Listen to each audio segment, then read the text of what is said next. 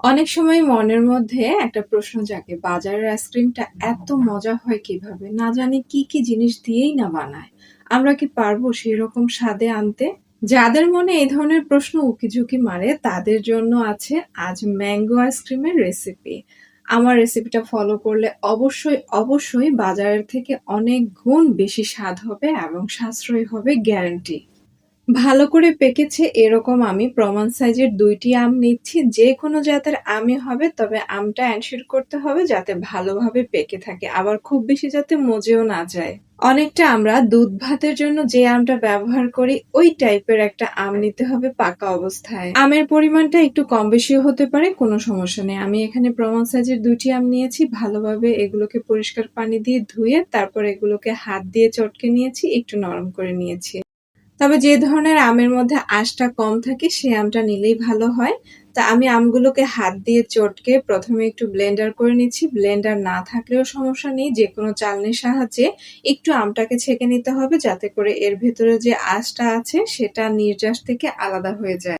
আমের আঁশটা যে নেওয়া যাবে না এমন কিন্তু একদমই না। তবে যখন আইসক্রিমটা রেডি হবে তখন আমের আঁশটা মুখের মধ্যে পড়লে একটু বিব্রত অবস্থায় পড়তে পারেন। সেটাই হচ্ছে সমস্যা। আমি কিন্তু দুটো উপায়ে আম দিয়ে ম্যাঙ্গো আইসক্রিমটা করে দেখাচ্ছি। আমি ১ম এ ছাঁকনির সাহায্যে চেলে নির্যাসটা আলাদা করে নিয়েছি। আর আমি এখানে হুইপ ক্রিম ব্যবহার করে ১ কেজি ওজনের রসমালাইয়ের বক্সে আমি করে দেখাচ্ছি। তার জন্য ২৫০ ml এর মতো আমি হুইপ ক্রিম নিয়েছি। এগুলোকে আমি বিট করে নিচ্ছি ভালোভাবে। বাজারের হুইপ ক্রিমটাকে আমি ৪ ডিগ্রি সেন্টিগ্রেডের একটু নিচে নামিয়ে তারপর এগুলোকে ভালোভাবে বিট করে নিয়েছি মিডিয়াম স্পিডে। আর সামান্য একটু আমি এখানে চিনি দিয়েছি। যেহেতু আমের মধ্যে অনেকটা চিনি থাকে, হুইপ ক্রিমে চিনি থাকে, তাই আমি এখানে খুব বেশি চিনিটা ব্যবহার করি। আপনারা চাইলে এখানে ভ্যানিলা এসেন্সটা ব্যবহার করতে পারেন। তবে হুইপ ক্রিমে যেহেতু ভ্যানিলা এসেন্সের একটা জিনিস থাকে, ফ্লেভার থাকে, তাই আমি আর বাড়তি ভাবে দেইনি।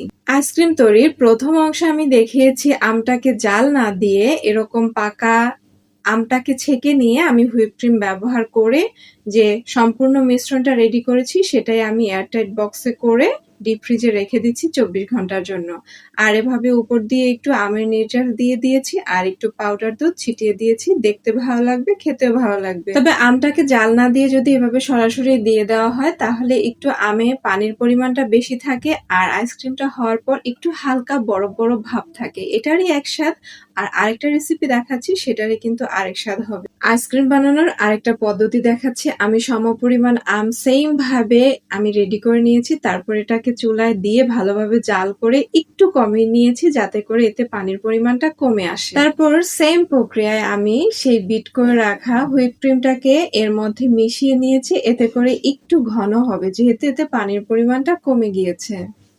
আর একই প্রক্রিয়ায় আমি সবকিছু ভালোভাবে মিশিয়ে একইভাবে সাজিয়ে নিয়ে ডিপ ফ্রিজে রেখে দিলাম আগামী ২৪ ঘন্টার জন্য। ব্যাস আমার ২ রকমের আইসক্রিমটা রেডি। দুটো রেসিপির পার্থক্য হচ্ছে আমটা যদি জাল দিয়ে করেন তাহলে একটু মসৃণ বেশি হবে, বাজারের পোলার আইসক্রিমগুলোর মতো লাগবে। আর যদি আমটাকে জাল না দিয়ে করেন তাহলে বাজারের থেকে যে আমরা কুলফি টাইপের আইসক্রিমগুলো খেয়ে থাকি সেগুলোর মতো স্বাদ পাবে। তবে দুটো আইসক্রিমই কিন্তু স্বাদে গুণে অনন্য। বাজারের আইসক্রিমটাকেও কিন্তু একদম ফেল মারবে যদি আমার রেসিপিগুলো সম্পূর্ণভাবে হুবহু ফলো করেন। আর এভাবেই ডিপ ফ্রিজে সংরক্ষণ করতে পারবেন ৩ থেকে ৪ মাসের জন্য অনায়াসে।